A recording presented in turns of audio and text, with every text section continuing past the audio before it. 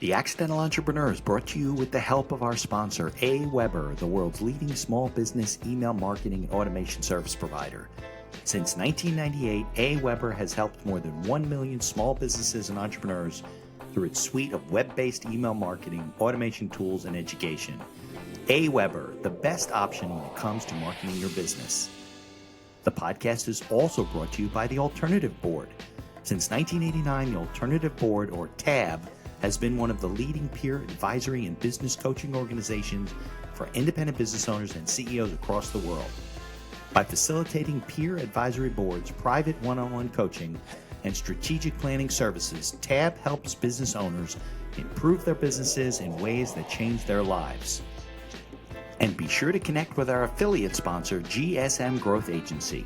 They're boosting e-commerce businesses to 6 and 7 figures in revenue and cover everything from ads and social media influencers to making your website better. GSM Growth Agency focuses on taking businesses from startup success to bigger success, going above and beyond to make sure growth sticks around. They're all about cool ideas, lasting partnerships, and making your mark in the e-commerce world. And be sure to support the podcast by ordering some logo merchandise from our online store. Listen to all of our sponsors' commercials later in this episode and follow their links in the show notes to learn more about their products and services.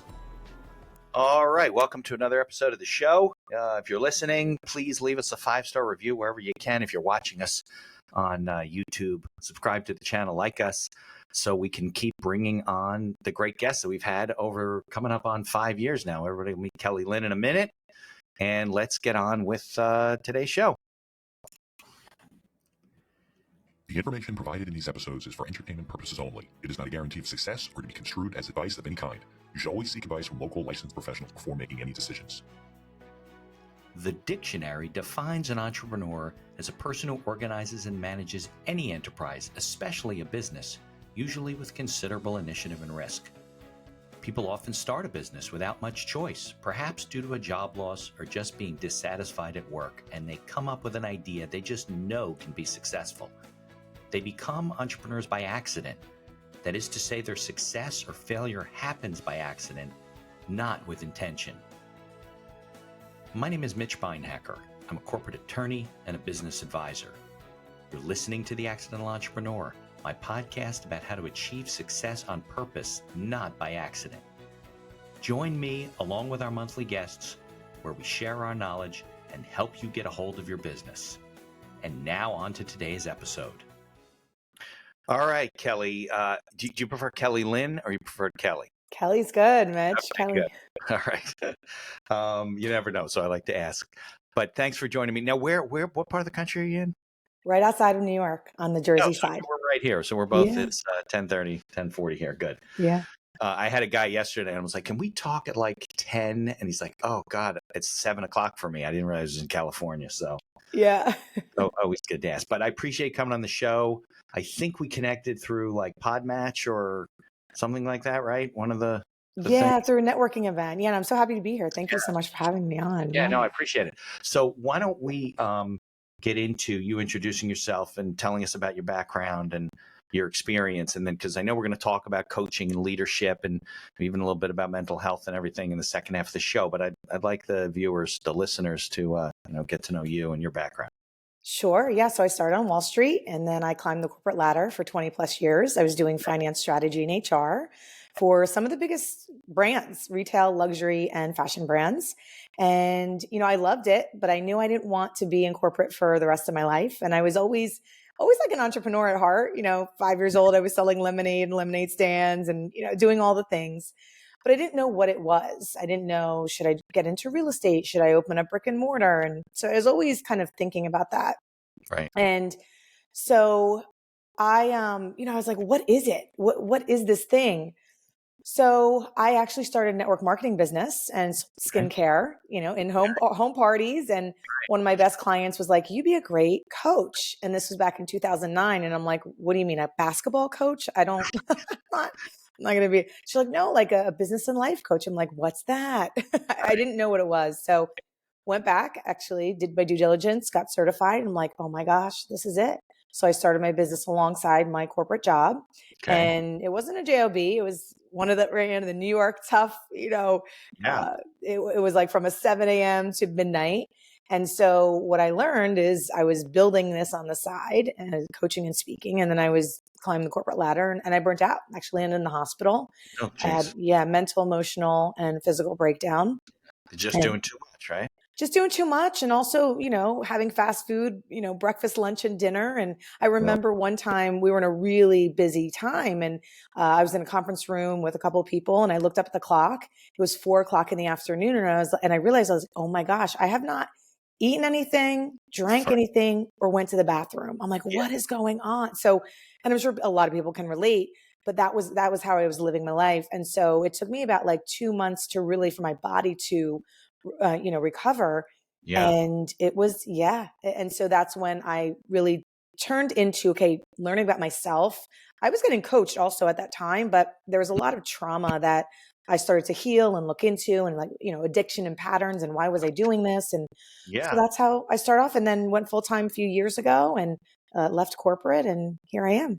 Yeah, no, I think a lot of people, especially if they're like A-type, driven people, because that's how we get to where we are, right? Because we think like that's the way you're supposed to do it. You're supposed to completely deprive yourself of sleep and food and water and everything like that because you're doing it 24 hours a day and it's the opposite effect. Yeah. You start to wear yourself down. First of all, you can't maintain that long term, right? It's not a sustainable approach. And it's like your intent is the opposite, right? Your intent is to be successful and, be as sharp as you can, but you can't be sharp if you're not giving, putting fuel in your body and drinking water and getting enough sleep, which is probably the biggest of the three, right? Because your brain starts like falling apart. And I think that's, and that's a lot of why, all the mental health type of stuff that's going on.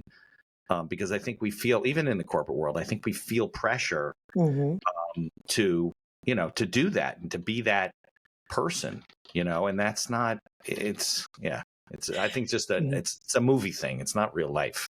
Yeah, it's pressure to perform, right? And we're getting with social media and everything going on, like we're on all the time. We think we need to be on all the time, and with everything, just different things, and we have to grow this. We have to all of these like stories and narratives. And yes, sometimes it's true. And when we look at like Olympians, right, or very successful people, yes, they train a lot, and yes, and there's a certain resilience and grit that you get to have. Perfect, and they take care of themselves, and a lot of them go for have coaches and go to chiropractors and all that type of stuff. It's just the one thing you see them competing, that's when they're going full steam ahead type of thing. So let me ask you the question, because I have had a fair amount of coaches on the program, different kinds of coaches I was referred to, whatever. I'm always curious because So you realize that you have a knack for that type of thing, right? And you're working the corporate ladder and you're trying to make a transition, and people are like, Kelly, you're good at helping people and giving advice or whatever. So you did it the right way. You went out, you got certified and everything like that. How do you then start your business, right? Because you have no clients, and you have limited experience. You have life experience, but you can't say, oh, I coached these 10 people already. Somebody's got to be. So what was the whole business plan? How did you get started? How did you approach that? Yeah, someone has to be the guinea pigs, right? So First few. So what I did when I was in coaching school, they said, you can't be a pro unless you do 10,000 hours of something. Okay. So I took it upon myself, and I started from the ground. I literally sent an email to friends and family. I BCC'd them even. I didn't even have a newsletter at that point. And I was like, I'm going to be a coach, and I'm going to gave out 50 free sessions. Okay. And so I started coaching people for free. Okay. So that was like 50 hours. So that's not even touching the 10,000, but that's not even touching. Right. But in the middle of the 50, I'm like, I need to start charging for this. Right. And I could at the point, because I was almost certified. Right. And that's what I felt, I could start charging. So then I started charging $50 an hour. Right. And that's how I grew the business. And and those people that I was coaching would then refer friends and family. And I literally started my practice from there. And again, had the corporate job. So it wasn't like, okay, I was scrambling. So that's how I started. And that's how I built the practice, and just really doing the due diligence every single day. And I was coaching during lunchtime, coaching on the weekends. Like I just made it a point to find a time to really grow it. Yeah. And you're pretty good though at personal branding and marketing. Were you always good at that, or is that something you kind of learned while you were coaching and so forth? Oh, thanks. I think I could definitely be, but I am not the expert, but No, you're definitely good at it. Yeah. Um, I think I just pick up in the beginning, I just picked up things like I was in a lot of masterminds. I hired coaches and experts, and I just learned, and I had mentors, and I just watched also what they did and really did it, mirrored them in a certain extent. I remember one of my mentors, I was like, oh, my website's not great. She's like, just put it up. And Right. she was just the epitome of just doing it without being perfect, being Right. perfectly imperfect. Yeah. Yeah. Can't wait for what's the expression? All the lights to turn green before you go to town. I know Yeah. people that have been working on their website for so long, and it's just like, then you got nothing. Time passes and you got to get it up there. 100%. And look at some of these, and this is more on the influencer side, but some of these people that are going, viral on YouTube, and it's a lot of the documentation process. Like people actually want to see the behind the scenes and the dirty and the gritty so there's something to that too. I mean, it depends on what profession you're in as well, but there's something about the human side, right? People see it being built and changed and refreshed and things like that. So, all right, so that's good. So you get started. I think a lot of people, that's their biggest problem, right? They don't know how to get started. They're talking to people, then they're like, well, how can I charge for this? And they're not comfortable about it. I think you just have to. Attorneys are famous for this. Like they don't charge enough for their. They charged enough when they got started. Now they're still charging $300 an hour, and everyone else is charging $500 an hour. And how do you make that jump? That type of stuff. But I think I guess that's more in your head, right? Yeah, it's a head thing, and it's also like a worthiness. Who am I to charge this if I've only been doing this? But the thing is there's some people listening here that you've had either life experience or professional experience or education, and that's what the price is, right? So even though I was just starting out as coaching, I had a whole business acumen. I climbed the corporate ladder. So it's like, well, I can coach you, and it's coaching / consulting, right? Because coaching is not really giving advice specifically, but you can combine, whatever you're good at. And so if you take it like that and say, listen, and look at rates and how you're charging with what you have invested in your own education, your own life experience, then that makes, more the head stuff a little bit easier to pill to swallow. But at the end of the day, you get to also think there's always going to be people charging more than you and less than you. So, you just got to do it. And sometimes with the whole pricing and charging, I played a game with myself in the beginning where I was like, okay, I'm going to increment every next client. I'm going to, 10% more, 20% more. Like you can play all these games with yourself to do that.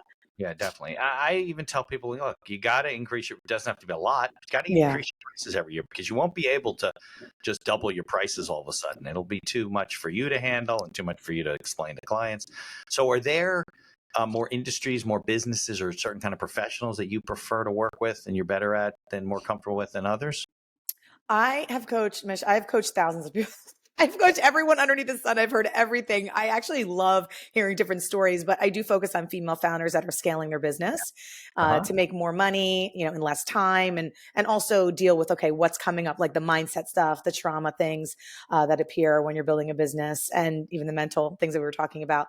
Right. And so I love that, but I do coach executives. I do coach, athletes, celebrities, reality TV stars, a scientist, once. I've coached all different types, and I'm very comfortable with the, corporate execs, because that was my experience for 20 plus years. Right. So, but I feel comfortable because I have coached thousands of people, and I can tell you some wild stories of all different situations. So it's just putting in the reps. I think when you put in the reps and you do that, you build the muscle. It's like, I really love people, and I love to hear the quirks of people and what people are dealing with and also struggling with and optimizing. So there's a lot of people struggling out there. So, mental health aside for the moment, because we'll get into that a little bit later, what do you find that people struggle with as business people on a regular basis? Like what's a common theme? Yep. The charging. All the things we just talked about, the charging, the starting before they're ready, it has to look or be a certain way. What are people going to think of me? Am I good enough? Like, can I actually do this? Will I ever get there? Why am I not here? I should be here by now.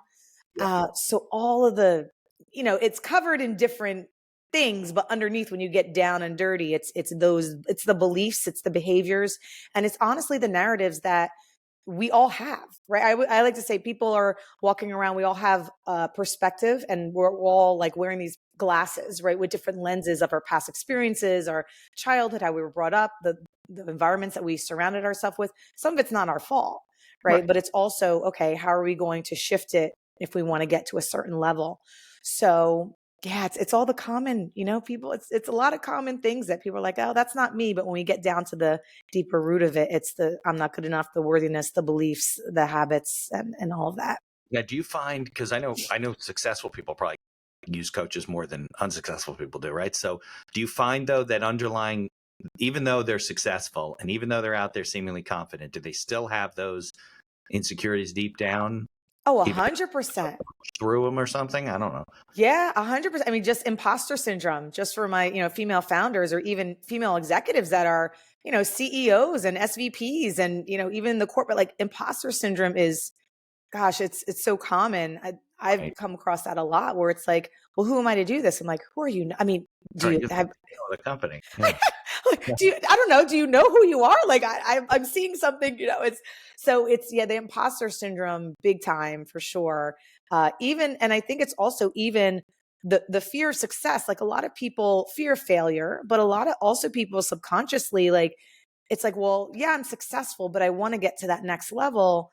And yeah, I've done it before, but what's going to change? Because honestly, at each level, you're stripping away an identity. You're actually becoming someone different. So it's letting go of people you're with, comfortable with, things like that. Yes. That's a thing, but it definitely is fear.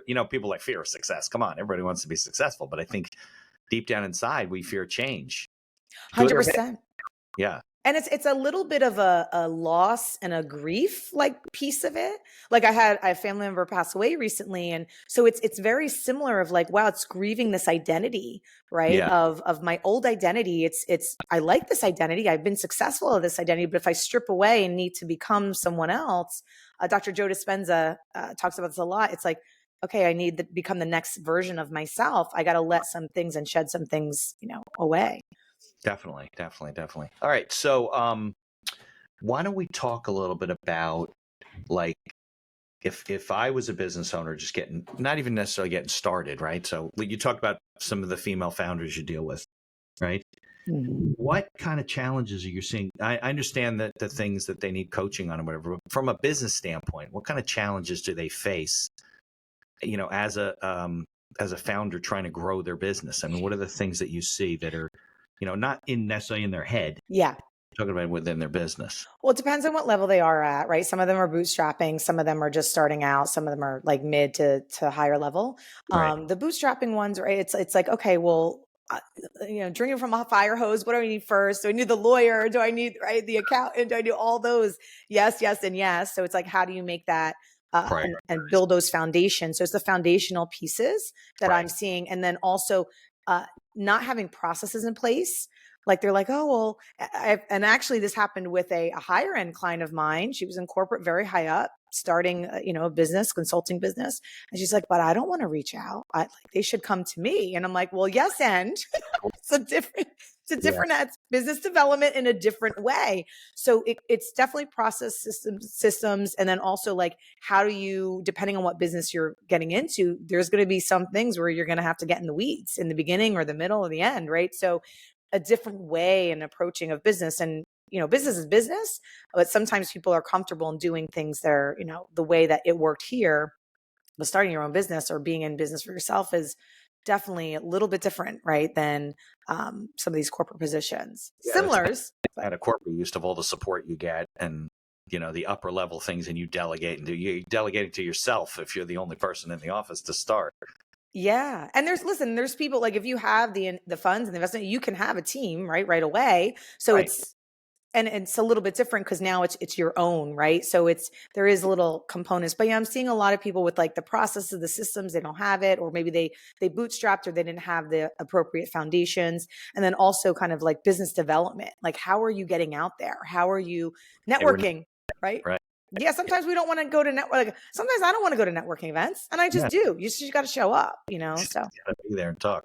Yeah. Yeah. I think processes are interesting. I've had a couple of people on the show that are, I guess, for the lack of a better term, process scientists, and they deal with processes because I think as organizations grow, right, it's very easy when it's just you, right? You're turning on the lights and turning on your computer. I shouldn't say easy. I take that back. It's not easy, but it's different, right? So you're just starting. It's you. Maybe you have an assistant, a couple other part-timers, people, some virtual as you grow the company.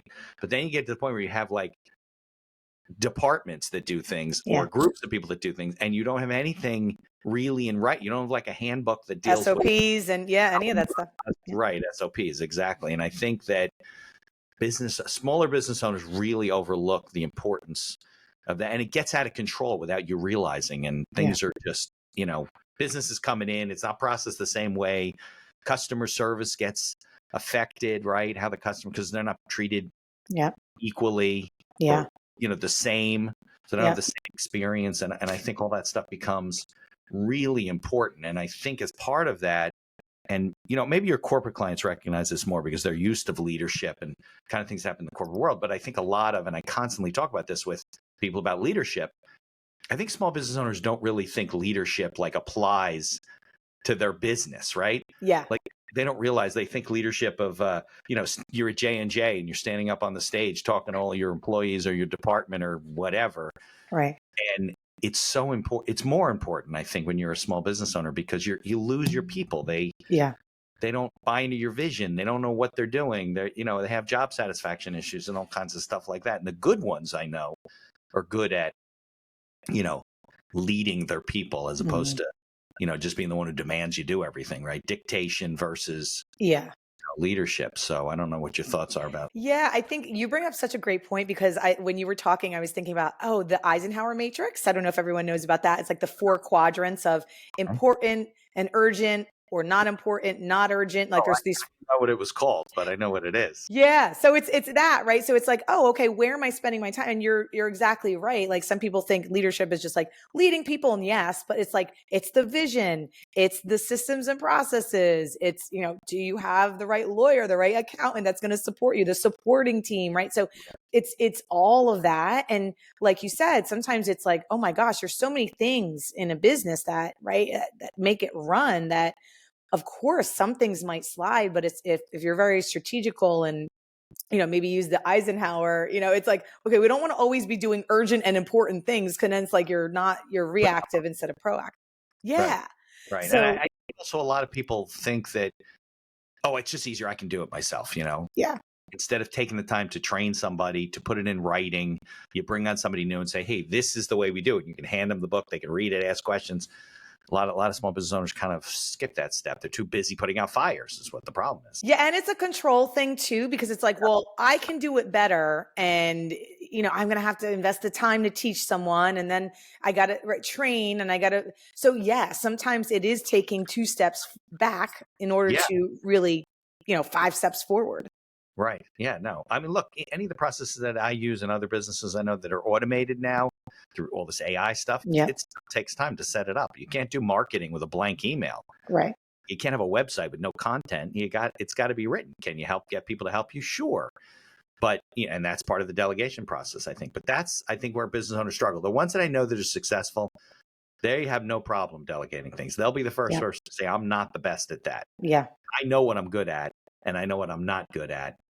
Painful as it is, and they'll, and they look to delegate it. Like you said, raise the capital, figure out how to pay for it, whatever it happens to be. And they're more successful because of it. Yeah, I just think it's not the zone of genius. Like that's not like, for example, this is a very personal, like cleaning is not my zone of genius. I don't like to clean. Like I like to be clean, right? But it's like I'm not going to be spending a whole day cleaning my place, right? So it's like I hire out. So it's like, okay, what is the best? But it's terrible use of your time. It's horrible. Yeah, it's just not. I don't like it. But it's like But I could be and this is what actually I did a test on this of like when I first was like, should I hire a cleaning person? I was like, I'm going to hire a cleaning person. I'm going to sit here. I'm going to work for 3 or 4 hours while they're here and see what happens to prove to myself that, oh, that is a return on investment. So you could play a game like that because it's like, okay, our time is everyone has the same amount of time. And it's like, okay, how are you optimizing that time? And sometimes, you do have to invest in things. It's going to be quicker. And those people are zone of genius and they love it. And you could be in your zone of genius. So, and again, it just, there's a lot of people that are like, oh no, but I can do it. So it's that conversation of saying, okay, who's better at this than me? And I don't need to be doing everything. Right. And think about your time. Cleaning your house is like 20, 30, maybe $40 an hour work. It's get paid to do. So why would you do it? It's not that enjoyable. No. And it's those $10 tasks, or even, it's calculating like what your hourly rate is. And then whatever is like the $100 task that you like, it depends on what you want to hire out. But like the 10, the 50, the $100 tasks, like is it worth your time, right? Of how much you're making. So right. Yeah. No, look, a lot of that comes with coaching, right? It comes with realizing what you're doing, what you're not doing, what you should be doing, what you shouldn't be doing. It's okay to not do that. Yeah. You don't have to be the person doing it. Look, I hate doing wash. But my wife away for the weekend with my daughter, I'm going to have no clean clothes. So I got to do it. I just, the dog threw up last night, her blanket. Yeah, I don't know what the hell I'm doing, but got to do it. But that doesn't mean I'm going to do it all the time. It's, I'm supposed to be at the office and seeing people, networking and so forth. But those are the things, right? So if life happens and things that you get to do, right, then there's other things like where are you not hiring, right? So it's like, that's where also it's like, okay, well, if life happens, at least I have someone who's doing this over here and I don't have to worry about, X. So yeah, really important because life is going to happen, right? Of course. You might have to clean your house because your housekeeper's daughter got sick and she 100%. A week and a half. And you're like, well, I live in squalor. I got to clean the place. And you got no choice, right? Because you're not going to go out and hire a new person just to fill that week. It's not right. Just like in the office, if somebody got sick or two people got COVID and they can't be in, and they're incapacitated, and you're going to have to step up. Yeah, but it's finding those things where you're always like, I don't want to always be cleaning the house, right? Like for 6 months at a time. So it's like finding those. Okay, where can I outsource? Yeah, 100%. Right. Well, I think the ultimate goal is.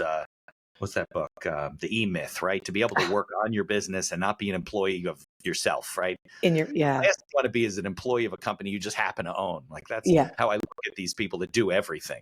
Yeah. Nobody enjoys. I don't care when people say, no, I enjoy doing that. I'm like, no, that's not true. No. Right. Like if you really peel down to the bone of it, you don't enjoy it that much. No. You can always find plenty to do. Yeah. 100%. Yeah.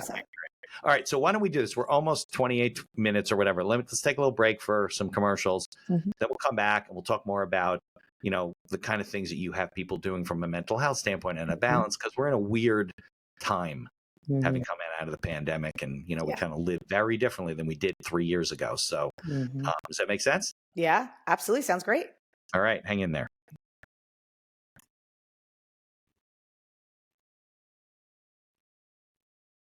Here's a word from our sponsors. Looking to market and grow your business?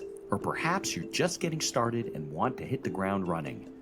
AWeber is the best choice for online email marketing and automation of your business. From maintaining a subscriber list to drip campaigns and landing pages, AWeber gives you tools and integrations that make marketing easy and fun. As our partner and sponsor, we use all their tools to promote the podcast and market our law firm. AWeber, the best alternative for online marketing. For over 30 years, the Alternative Board, or TAB, has built a thriving community of forward-thinking CEOs and business owners who want to radically improve their companies.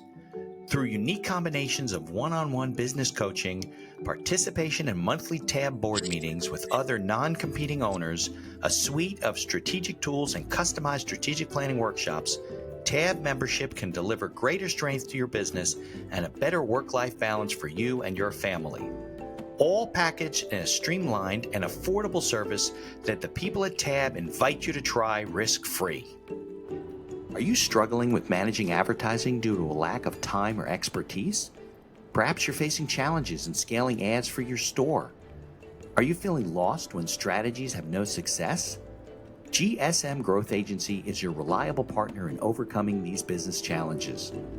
Feel the impact of collaborating with a team dedicated not only to short-term goals, but also to building long-term partnerships and achieving sustained success.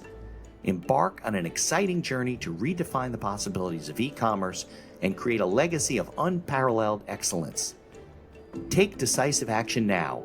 Follow their link in the show notes to receive a complimentary audit of your Shopify store conducted by a GSM expert. Propel your e-commerce game to new heights with GSM Growth Agency. Follow the link in the show notes to learn more about all of our sponsors. And now back to our show. Thanks for bearing with me for a minute. But we were talking before we went on the break. Since, when you and I met, we were talking about mental health and all the type of stuff and the kind of coaching that you do. I think if we're looking back, 20 years from now, in the last 2 or 3 years, with the pandemic, it was like, the Black Plague of 1910 or whatever that day. I mean, there was a shift in everything that we do. Nobody goes to work. I mean, the people that go to work 5 days a week are oddballs now. Right. Nobody wants a job like that. Yeah. My son works from home. He just moved back from Indianapolis because why keep an apartment? I mean, he's all remote. He doesn't have a, did I say Minneapolis? Indianapolis. But the company works for is in Minneapolis. Oh, wow. They don't need him there. Yeah. And everyone's seeing that. So maybe, I guess we settle on a hybrid type of thing at some point. Nobody wants to go to work and commute every day. Yeah. Stinks. But I think life has shifted. Mm-hmm. So how do you see that affecting like the people that you work with and coaching and, their clients mostly? Yeah. I think it's people, I think, have been working so hard. And I think COVID brought up a lot of different perspectives for people. Right. And also with the remote working, also with the mental health, some of my clients feel like they can't turn off because it's like, oh, well, I don't have the commute time and they're expecting me to do this. And so it's like, well, no, like that's where also like we're on now working more than we were. Like you can jump off at 3:00, pick your kids up at school, come back, get dinner ready, jump on another call. Somebody wants to talk to you at 8. They think you're now work 24 hours a day. 24, right. So it's a blessing and a curse, right? So it's okay. Yes, freedom and flexibility, but then mentally, do you feel like, oh my gosh, they expect me to be on at 9:00 because I took, an hour. You leave the office, everything stayed there. You decompress going home. Yeah. They called you at home at night. Yeah. So it's really important. And especially, I was coaching a lot of tech people at one point. So that's where they were feeling it. Like I always have to be on. And so it's like, yes. But that's where we get to, take back our power and be like, okay, where are the boundaries and standards that we set for ourselves? And this is the thing I always tell people when I was in my really stressed out days, I was like, I'm just going to get a massage. But when I was on the table getting a massage, my head was thinking about like, it was a to-do list. And I'm like, well, that's not, my body is relaxed, but my mind and my body really isn't relaxed. So it's that type of, even if you're doing a relaxing exercise, but your mind's going 100 miles an hour, that's still not, right? So it's, even if it's, shutting off for a whole hour, like completely shutting down for a whole hour. Really hard. You ever try to meditate? Like somebody said to me, oh, meditation, come on, will you sit there and don't think about anything? I'll go, try it. It's hard to clear your mind because within 4 or 5 minutes, you'll find yourself thinking about something else. 100%. Catch yourself and you'll be like, what?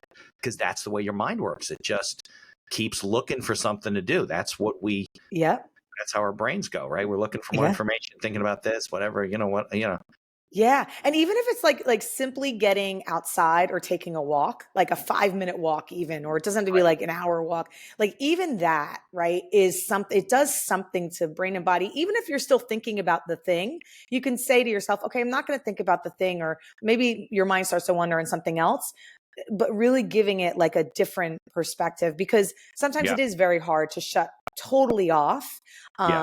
And it's okay, right, that your mind still is wondering, but at least you're actually like intentional saying, okay, I'm going to do this, and taking vacation. Like a lot of people, even if it's a stay vacation, a lot of people just don't shut off, Yeah.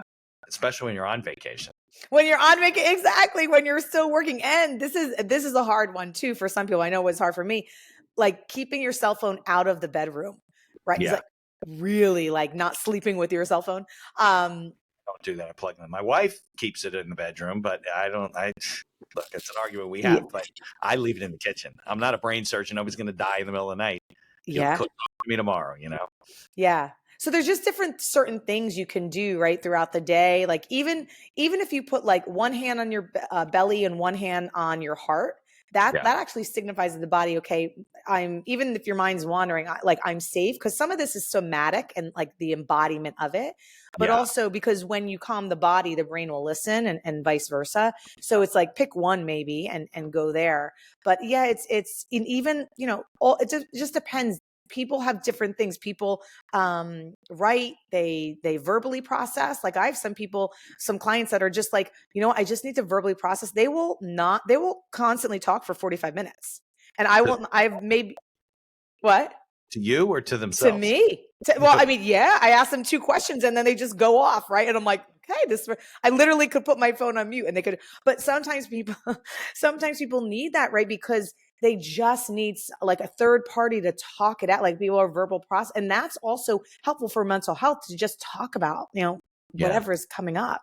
Yeah, I read a study recently, just because you made a comment about walking, that if you take like a 5-minute break just to get up and walk, how much it improves your mental health, your physical well-being. Because if we're working on our own, sometimes I'm in this office and I'll be in front of the computer and all of a sudden I'm like, oh my God, I haven't gotten up in 4 or 5 hours. I got to go to the bathroom. Yeah.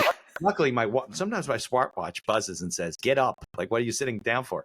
But you get up and your legs are stiff because you've been sitting behind the desk for a long time. So I think the days of, I mean, that's the flip side of it, right? We used to, especially in corporate, right? When you go to your job, you get up, you go get a cup of coffee, get a glass of water, you go for a walk with somebody. When you're on your own, you got nobody to talk to. Yeah. Just kind of keep working. Yeah, absolutely. Too much. Yeah. Yeah. And just think like bite size, right? It doesn't have to be these massive, you know, sabbaticals. It could be the smallest things that you do. And even I know people have like these walking treadmill desks. I'm just like, wait, I can't do that. Like I can stand, but I can't walk and do the. My wife has a chair with the pedals. Yeah. Like, and you can pedal while you're, because she tutors all the math kids. So from like 3 o'clock, sometimes till 10, 11 o'clock at night. Wow. Sometimes if it's midterms, no break for dinner. I'm like, honey, you got to take a break for dinner, you know? Yeah. So, but she wasn't getting exercise. So she would sit there and ride. And also giving yourself permission, because we are going to have those seasons where it's busier than others, and that's okay. But it's like, it's also planning a goal. Like some of my clients are like, you know what, I'm going to go on vacation. I have this, you know, crazy time, but it's like, at least it's something to look forward to, but also bringing in those like moments, like during the day, could you get, you know, some sort of relief, you know? Yeah, no, I seem to get more stuff done as I near a vacation, you know, like, cause I want to get I got boom, boom, boom, boom. I just get more productive. And then you go, I mean, with me, I'm a solopreneur, right? So I don't have employees and people looking at stuff. So I do want to stay plugged in. I don't always answer emails. I might make a note, snooze the email till I get back, whatever. Or I'll say, Kelly, can you do me a favor? I'm on a cruise ship in the Caribbean. Can I get back to you next week? Yeah. But to a certain extent, I got to stay plugged in. But at the same token, I don't, you know, I want to make sure everything's kind of off my desk and not sitting there for it's like a good exercise to go on vacation and you get more done. 100%. And even what I do and some of my clients do is, and I don't know if you do this too, it's like getting the most important things done first in the morning, right? So it's like, okay, getting it out of the way. But then some people are night people. So they're like, no, I like to wait. So it just depends on the person. But whatever is going to bring you peace, and really, because that's what it is. Because at the end of the day, we're all going to be on our deathbed, right? We're all going to come to the end of our life. And that's what we're doing. We're like, okay, we don't want to regret anything. And this is why we're working hard and you know, the journey. But it's also like through the journey, like you don't have to be stressed out, because you don't want to look at your life and be like, oh my gosh, I was like stressed out for the past 25, 30, 40 years. And it's like, what was that worth? You know? No, I'm definitely the same way. I want to do the most important stuff in the morning because I truly believe that something's going to happen during the day. Client's going to call me and say, oh my God, we got an opportunity to buy this business. Can we do that?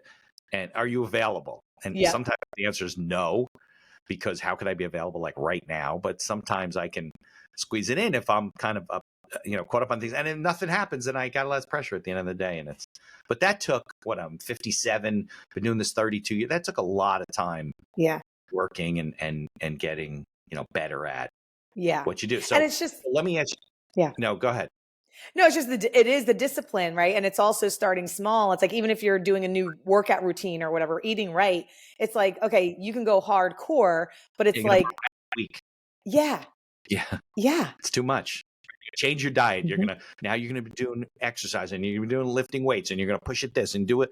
And you get a coach, and not a coach, get a trainer, and all that Yeah. type of stuff. And then in a month, good luck. You'll Yeah. be like, this is hard. You got Yeah. to kind of build up to it. So what I was going to say before I rudely interrupted you, is there like the Kelly process? I mean, is there a way that, like, when you work with clients, that you take them through principles and things like that each time similarly? I'm sure everything gets customized a little bit, but is there that? And what can we share about it? There is. I have different processes and frameworks, but you're right. It's very customized because everyone's different. Some people are like, I'm not morning people. I'll never be a morning person. Like I'm a night person. However, what I will say is it's the boundaries and the standards that you set for yourself. So Okay. I always like to tell people, take 180-degree look, like from an observer view of your life. And also start with like a vision and a purpose. Like, what is, and it could be seasonal. It could be like this quarter. What's your vision? What's your purpose? And define that, but then reverse engineer it, like what needs and gets to happen for that. So and also not in the process, I'm very big with this, is shaming yourself along the way, right? Because it's like, oh, well, I should be here by now. Or because when you do this, you are going to find pockets. You are going to find things that are bottlenecks. You are going to find, so it's the name of the game is finding those things, but also not taking it personally and being, like shaming, like, oh, I should have done something better. So that's maybe like giving it a break, recognizing that it's not going to always work the way you want it to work.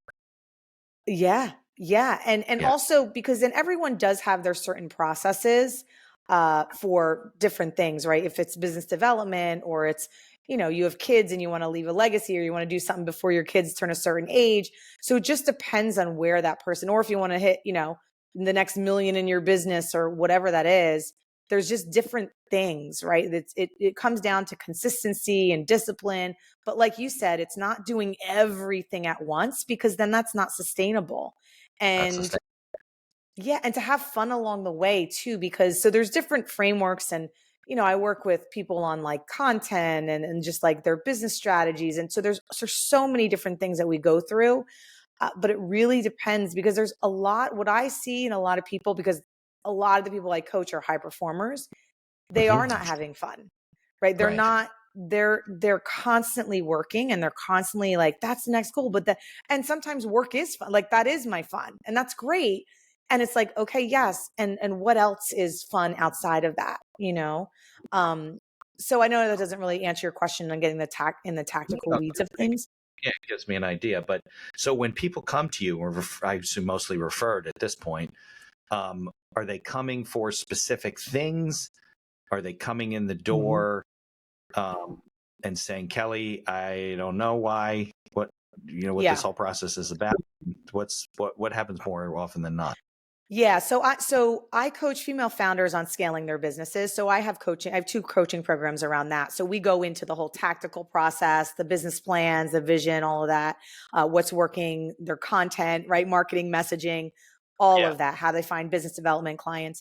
But then I have another section of my business where it is the executive, it is the scientist, it is the reality TV star, where it could be, hey, I want more fulfillment. Hey, I want, right? Like, I would say 30% of my clients are men, and that's definitely 100% referral. So it could be anything, right, around that.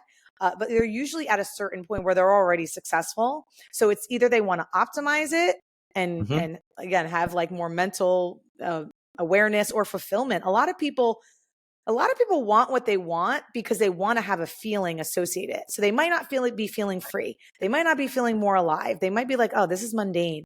So it just depends, because we all want something.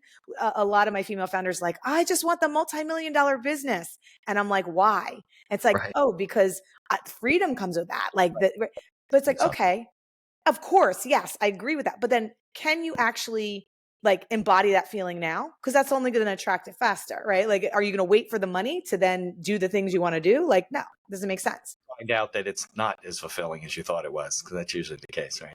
You're like, Right. oh, I'm here. Great. Where's the party? Right. It's like, oh, it's just, okay, I hit this financial goal and on this, it's same, like nothing really, no fireworks really, like amazing, right? Or it's like when you buy a car, like a car you always want, it's like, yes, you get that like instant, but then it's like, okay, 2 days later, a week later, you're like, all right, or a month car, later. It's a car. It's got a bunch of tires. Yeah. Yeah. I understand that. I think people, they always have these goals and they're always pushing them out and they never get to where they, want to be, because I think you don't have to always have new goals. Like you should always have goals and things like that. But I think you can get to a point where your business is sustainable. It's on the right track. It's doing the right things, and you don't have to be blowing it up. You're dealing with founders who are looking to grow their business and scale their businesses, but I'm sure they don't do that their entire life. No. And it's sometimes exit or want to work less or want to transition or whatever. Well, and some of this is not sexy, right, Mitch? You and I both know, like, take Michael Jordan, for example, right? Like, let's get into sports. Like he just did, it's the same certain things over and over. Like, that's mastery. So it's like, we can have all these goals and all these visions, but the work and the stuff, it's not, sometimes it's not sexy. Like, it's fun, but it's the same thing over and over and over again. And then some people lose that. So it's like, oh yeah, this is kind of boring. Like, how can I, so that's why people I'm an older founder. I shouldn't be doing this. Yeah. Result. Why should I be doing this? Mm-hmm. And like you said in the beginning, sometimes I think there's this misconception that entrepreneurship or business owner is like sexy. It's fun. It's, oh my God, like the hot thing to do. And it's like, it's hard. It's harder than sometimes it's harder than being in corporate. Like it's right. Just work and do your job the best you can and go home. You don't have to worry about, unless you get laid off or whatever, you don't have to worry about the rest of it and making the business work. Yeah.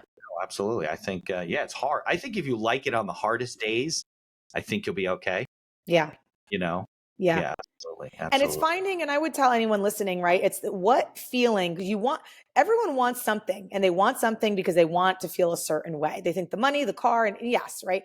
And it's great to have those, but it's like, okay, why do you want the money? Like, really question yourself, like, what is it in this season that you're really craving? It could be freedom. It could be flexibility. It could be you want to feel more loved in a certain way, or you want to feel more accomplished. So it's like, okay, working towards your goal to achieve that, but also like finding how can you satisfy that feeling now?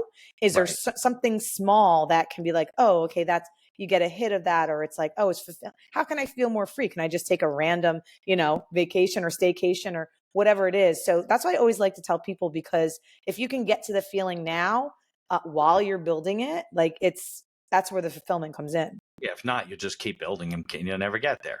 Mm-hmm. You don't feel it. All right. Well, I appreciate the advice. All great stuff, people. So how can people find you, interact with you, learn from you, maybe coach with you? Yeah, they can just head to my website at kellylynnadams.com. Okay, good. And you're on LinkedIn? Yeah. You on other social media platforms? Yeah, they'll go down the whole rabbit hole. I'm all over. Omnipresent. Books out or on their way or anything like that? Yeah, so book is on its way. So it's coming. It's a process. It'll be traditionally published, but it's coming. Okay, the Kelly Lynn Adams story. Is that what it's exactly? All right. Well, I appreciate on a Friday morning for both of us. I don't know if it's raining by you, but it's raining here. It is, yeah. At Jersey, yeah. I appreciate you spending some time with me and sharing all of your thoughts, and all the stuff's important. I think people are, they need to have the discussion on a regular basis. And, I'm a big fan of coaching too. So, yeah, well, thanks, Mitch, for having me. This is great. Thanks, Kelly. Thank you for listening to this episode of The Accidental Entrepreneur. Opening and closing music written and performed by Howie Moskovich and made to order music. For information about Howie and his music services, please follow the link in our show notes. If you like the podcast, please tell others about us. You can find us on Apple Podcasts, on Amazon Music, Spotify, Google Podcasts, and most of the other podcast directories. If you like what you hear, please leave us a 5-star review and feel free to share our episodes on social media. If you have any questions or comments, ideas for the show, or you'd even like to appear as a guest, reach out to us by email at info@beinhakerlaw.com. The Accidental Entrepreneur is hosted by Mitch Beinhaker and produced by Beinhaker Law. If you'd like to learn more about our business and legal services, you can find us on social media or visit our website at beinhakerlaw.com. Thanks for listening, and be sure to subscribe to our feed to be notified of all future episodes.